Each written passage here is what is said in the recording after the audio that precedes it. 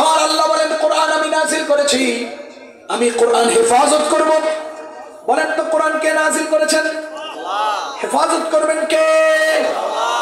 এই প্রসঙ্গে যদি আমি আলোচনা করি লম্বা হয়ে যাবে, আমি শুধু ইঙ্গিত দেই। আমাদের উস্তাদে মুহতারাম দারুল উলুম দেওবন্দের শেখুল হাদিস সদরুল মুদাররিসিন, আমার তিরমিজি ও তাহাবি শরীফের উস্তাদ হযরতুল আল্লামা মুফতি সাঈদ আহমদ পালনপুরি রাহিমাহুল্লাহ, তিনি আমাদেরকে ক্লাসে বলেছিলেন যে আল্লাহ রাব্বুল আলামিন ইন্না নাহনু নাজ্জালনার মধ্যে মাজির সিগা ব্যবহার করেছেন, কিন্তু হেফাজতের বেলায় ওয়া ইন্না লাহু লাহাফিজুন, হেফাজতের বেলায় আল্লাহ ইসমে ফাইলের সিগা এনেছেন। নাজিলের ব্যাপারে আল্লাহ মাজির সিগা এনেছেন নাজ্জালনা, আর হেফাজতের ব্যাপারে আল্লাহ লাহাফিজুন বলে আল্লাহ রাব্বুল আলামিন ইসমে ফাইলের সিগা এনেছেন। সেখানে মুজারের সিগা আনতে পারতেন, আমি হেফাজত করব, কিন্তু আল্লাহ তাআলা ইসমে ফাইলের সিগা কেন আনলেন? এই কথা ইঙ্গিত করার জন্য যে আল্লাহ তাআলা কোরআন নাজিল করেছেন, আল্লাহ তাআলাই কোরআনের হেফাজত করবেন। তবে আল্লাহ হাফেজে কোরআনদের দ্বারাই কোরআনের হেফাজত করবে। হাফেজ, হাফিজুন, হাফেজ ইসমে ফাইল, হাফিজুন ইসমে ফাইলের জমা। আল্লাহ তাআলা ওয়া ইন্না লাহু লাহাফিজুন ইসমে ফাইলের জমা থেকে কেন আনলেন? এই কথা ইঙ্গিত করার জন্য যে আল্লাহ হাফেজদের দ্বারা কোরআনের হেফাজত করবেন। সুবহানাল্লাহ।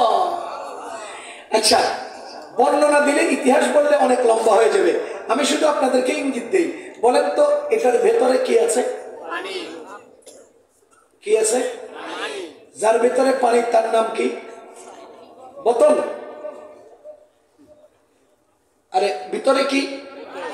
যার ভিতরে পানি তার নাম বোতল। এবার আমি যদি বলি পানিটা আমি হেফাজত করব, তার মানে বোতলটা ভাঙিয়ে ফেলে দিয়ে এরপরে পানি হেফাজত করব, কথা কয় না? নাকি বোতল হেফাজত করলেই তো পানি হেফাজত হবে? আমার উদ্দেশ্য কি বোতল হেফাজত না পানি হেফাজত? তাহলে বোতল হেফাজত হবে কিনা? জোরে কয় না। উদ্দেশ্য কি হেফাজত? পানি। তো পানি যার মধ্যে থাইকা হেফাজত হবে, সে অটো হেফাজত হবে কিনা? তার হেফাজতের এলান করা লাগে? আরে তার হেফাজতের এলান করা লাগে না, কারণ পানি হেফাজতের অধীনেই বোতল হেফাজত হয়। আমি স্পষ্টতর বলছি, মুফতি সাঈদ আহমদ পালনপুরি সাহেবের এই বর্ণনা থেকে আমরা সুস্পষ্টভাবে বলতে পারি যে আল্লাহ তাআলা বলেন আমি হাফেজে কোরআনের মাধ্যমে কোরআনের হেফাজত করব। তার আল্লাহ তাআলার কথা হলো কোরআনের হেফাজত আমি করব। প্রশ্ন হলো কার মাধ্যমে? উত্তর হলো হাফেজের মাধ্যমে।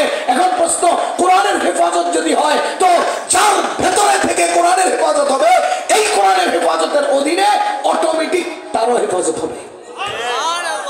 সুতরাং চোখ বন্ধ করে আল্লাহকে সাক্ষী রেখে বলছি, কোরআন বুকে নিয়ে বলছি, এই পৃথিবীতে আল্লাহর কুদরতি নিরাপত্তা বেষ্টনীতে সম্পূর্ণ নিরাপদ জীবন কাটায় যারা আজকে পাগড়ি নিয়েছে তারা। কারণ আল্লাহ কোরআনে বলে দিয়েছেন আমি এদের মাধ্যমে কোরআনের হেফাজত করব। তো কোরআনের হেফাজত হতে হলে এরা অটো হেফাজত হবে না?